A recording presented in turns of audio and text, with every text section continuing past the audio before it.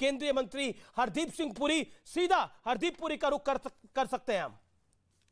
और हमारे साथ इस समय एक्सक्लूसिव बातचीत करने के लिए जुड़ रहे हैं केंद्रीय मंत्री हरदीप पुरी। हरदीप जी, आपका अभिनंदन है न्यूज 18 पर।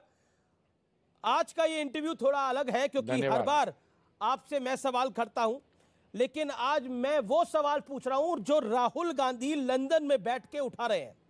वो कह रहे हैं कि देश में ना तो मीडिया की आजादी बची है, ना ही न्यायपालिका की यानी कोर्ट्स की, और ना ही इलेक्शन कमीशन की यानी चुनाव आयोग की। देखिए, राहुल गांधी जी बहुत इंटरेस्टिंग चीजें कह जाते हैं। वो लोग कह रहे हैं कि डेमोक्रेसी भारत में शायद democracy does no longer exists. तो मैं उनको 2-3 चीजें याद करवाना चाहता हूं जी। हमारे इतिहास में 1947 से लेकर एक ही ओकेजन है जब फ्रीडम ऑफ स्पीच और सिविल लिबर्टीज जो हैं वो सस्पेंड कर दिए गए थे। वो था जून 1975 में, जब उनकी ग्रैंडमदर ने भारत में इमरजेंसी डिक्लेयर की। उसके अलावा मुझे कोई इंसिडेंट पता नहीं है जब कि कॉन्स्टिट्यूशनली जो गारंटीड फ्रीडम ऑफ स्पीच और सिविल लिबर्टीज हैं, they had been suspended. Number 1। Rahul Gandhi ji कहते हैं कि वो बोल नहीं पाते क्योंकि यहां पे उनकी आवाज सुननी नहीं जाती है। जब माननीय महामहिम राष्ट्रपति जी ने अपना बोथ हाउसेज ऑफ पार्लियामेंट को एड्रेस किया, उन्होंने 31 जनवरी को, तो राहुल गांधी जी जब पार्लियामेंट में बोले, जहां तक मुझे याद है 42 मिनट बोले, 42 मिनट, 42 मिनट्स प्लस उन्होंने दिया। तो वो कहते हैं उनको बोलने का मौका नहीं दिया जाता। मैं उनसे पूछता हूं, कई तो सेशंस होते हैं जब उनकी अटेंडेंस 0 होती है, और वो केरला से इलेक्टेड है। तो केरला से भी जो एवरेज टाइम अटेंडेंस, जो एवरेज अटेंडेंस है, उससे भी उनका अटेंडेंस रिकॉर्ड उससे कमजोर है, उससे कम है। और अगर आप देखिए कितने मेंबर्स ऑफ पार्लियामेंट सवाल पूछते हैं, वो भी नहीं पूछते। सो इन सम रिस्पेक्ट्स ऑनरेबल राहुल गांधी, जो मुझे पता नहीं वो कैम्ब्रिज विश्वविद्यालय में जब बोल रहे थे, वो क्लासरूम में कुछ लोग बैठे थे, कुछ स्टूडेंट्स हैं, उनको क्या प्रूव करना चाह रहे थे कि उनका जो नाम है वो तो गांधी नेहरू परिवार, वो तो भारत के जो फ्रीडम स्ट्रगल उसके साथ जुड़ा हुआ है।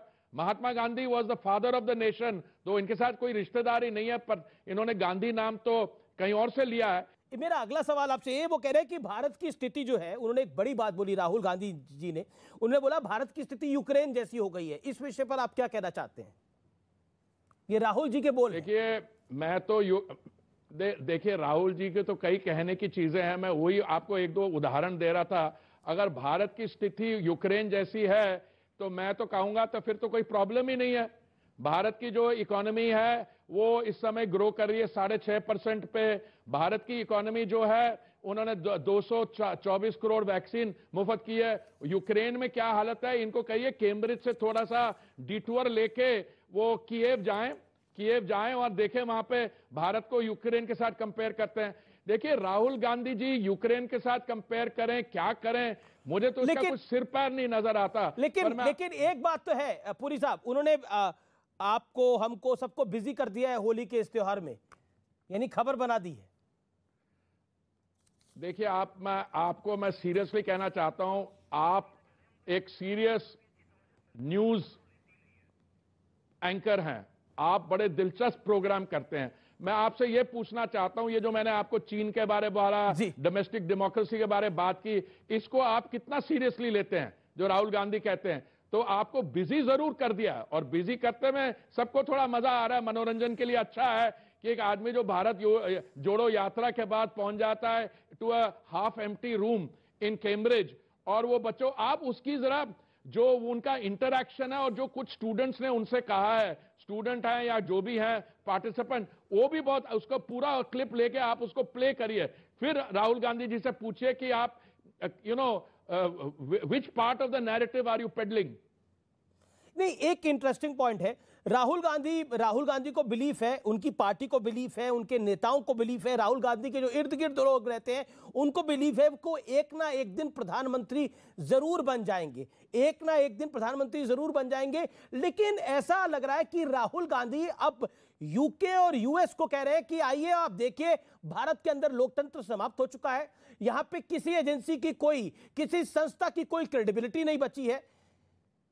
इस विषय को आप कैसे देखते हैं? देखिए, बिकॉज उनकी पार्टी उनको एक प्रधानमंत्री के रूप में देखती है आने वाले भविष्य में।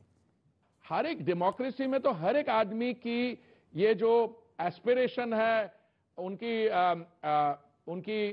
एस्पिरेशन, कोई प्रधानमंत्री बनना चाहेगा, कुछ, मैं उसको I respect that, but I would also say कि आप अपनी जो पॉलिटिकल फेलियर है और फ्रस्ट्रेशन है, इस समय दोनों लोकसभा और राज्यसभा में मिला के उनके 100 का आंकड़ा नहीं पहुंचता, उनके they don't have 10% of the seats in the Lok Sabha.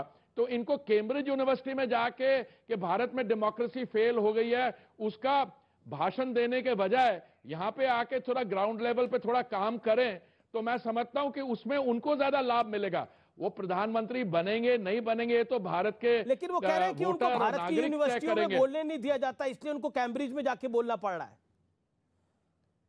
क्योंकि आप उनको मौका नहीं दे रहे। मैंने बोला सांसद में तो हमने 42 मिनट उनका भाषण सुना, 42 मिनट, और जब सरकार की तरफ से जवाब आता है तो राहुल गांधी जो चले जाते हैं कहीं हाउस में बैठे नहीं होते हैं। देखिए, इनकी जो हरकतें हैं वो बहुत अच्छी तरह रिकॉर्ड हो रही हैं। आपको याद है एक बार कैबिनेट ने एक ऑर्डिनेंस अप्रूव किया था, राहुल गांधी जी उस समय देश के बाहर थे, उन्होंने वो ऑर्डिनेंस एक पत्रकार सम्मेलन में सबके सामने उसको फाड़ दिया। तो ये आपको मेरे को याद करें, ये वही हैं जिन्होंने 1975 में इमरजेंसी डिक्लेयर की है। एक सवाल मंत्री जी मैं आपसे दिल की गहराइयों से पूछना चाहता हूं और बड़ा महत्वपूर्ण सवाल है। राहुल गांधी के स्टांस में एक बदलाव आया है, पहले जो ढके छुपे बात होती थी अब वो ओपनली होने लगी है। राहुल गांधी खुलकर विदेशी जमीन पर कह रहे हैं कि भारत में लोकतंत्र की कमी है, भारत में इन्वेस्टमेंट को लेकर भी उन्होंने बड़े सारे सवाल खड़े करे। इसके साथ साथ उनको ऐसा लगता है चाइना में ज्यादा सद्भाव है, भारत में कम सद्भाव है। क्या आपको लगता है ये जो चेंज ऑफ गार्ड है राहुल गांधी का, ये क्यों है भारत जोड़ो यात्रा के बाद? भाई साहब, पहली बात तो ये है कि राहुल गांधी ने जब ओथ लिया था पार्लियामेंट में, उस ओथ को बड़ी अच्छी तरह वो पढ़ लीजिए, टू अपहोल्ड द कॉन्स्टिट्यूशन, उधर देख लीजिए अच्छी तरह से उसमें क्या एग्जैक्टली लैंग्वेज देखी हुई है। अगर आप में कोई पर्सनल लेवल पे फ्रस्ट्रेशन है कि भारत जोड़ो यात्रा के बावजूद आपको जो लोकप्रियता या आपको जो हमारी भाइयों और बहनों से जो रिस्पांस मिलना चाहिए वो नहीं मिल रहा, उसकी फ्रस्ट्रेशन आप कैम्ब्रिज में जाके उतार रहे हैं कहीं और जगह। क्या मानसिकता है कि राहुल गांधी को मुस्लिम ब्रदरहुड और आरएसएस में कोई फर्क नहीं दिखाई दे रहा? मानसिकता क्या है ये आपको प्रश्न राहुल जी से पूछना चाहिए। मैं तो सिर्फ राहुल जी के स्टेटमेंट को इंटरप्रेट कर पा रहा हूं और मुझे लगता है ये स्टेटमेंट उनको भी महंगी पड़ेगी।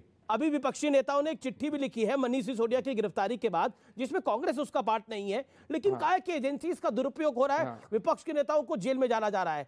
और अरविंद केजरीवाल कह रहे हैं कि कट्टर ईमानदार बच्चों को पढ़ाने वाले मनीष सिसोदिया बेचारे जेल में है। पहली बात तो ये है कि मनीष सिसोदिया जी के ने बड़े मल्टीपल पोर्टफोलियोज थे, उनकी ये गिरफ्तारी अच्छे बच्चों को शिक्षा देने के लिए नहीं हुई है, उनकी इसलिए हुई है कि वो एक शराब का घोटाला हुआ है, एक्साइज स्कैम, उसके अंदर हुआ है। अगर वो कट्टर ईमानदार हैं तो they should just place the facts in the public domain and the problem will be over. जहां तक बात है कि विपक्ष के कुछ नेताओं ने लिखी है, पहले मैं आपको याद कराना चाहता हूं कि आम आदमी पार्टी का जो जेनेसिस है, इनका बर्थ कब हुआ? It was born in a crusade against corruption which was led by Anna Hazare जी। और उनसे तब पूछा गया आप एक राजनीतिक दल बनेंगे? उन्होंने कहा हम कभी नहीं बनेंगे राजनीतिक दल। टुडे द आम आदमी party, including bye its own admission, is the most corrupt political outfit in this country. आप देख लीजिए कि क्या हो रहा है, अब कहां पे क्या हो रहा है और क्यों ये चीजें ये रोज रोज बाहर आ रही।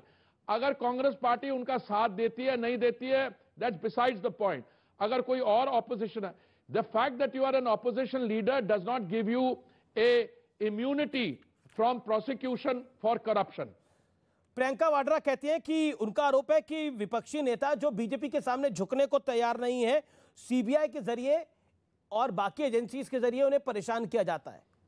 ये प्रियंका वाड्रा कह रही है। देखिए, आप राहुल गांधी जी से के बाद आप प्रियंका वाड्रा पे पहुंच गए। मैं कहता हूं कि ऑपोजिशन का हक बनता है to say whatever they want to, but at the end of the day all the statements are weighed in the court of the people. उसमें कितना दम है, कितना है और कहां भ्रष्टाचार हो रहा है। मैं आपको बताता हूं 2014 में जब मोदी जी ने दायित्व संभाला, उससे पहले क्या हालत थी और अभी क्या हालत है।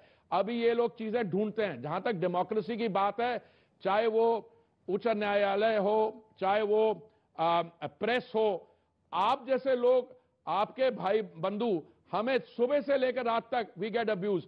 एंड अगर कोई जो कांग्रेस रूल स्टेट में अगर कोई कर दे, अभी हाल में आपका एक कॉलीग है, उसने उनकी किसी मेंबर ऑफ द फैमिली को मेडन नेम से रेफर किया, उसको फटाफट अंदर कर दिया और देखिए क्या हुआ। अब देखिए वेस्ट बंगाल में। तो अगर डेमोक्रेसी को कुछ थ्रेट है तो मैं समझता हूं हमें यह पहचानना चाहिए वो थ्रेट कहां से आ रहा है।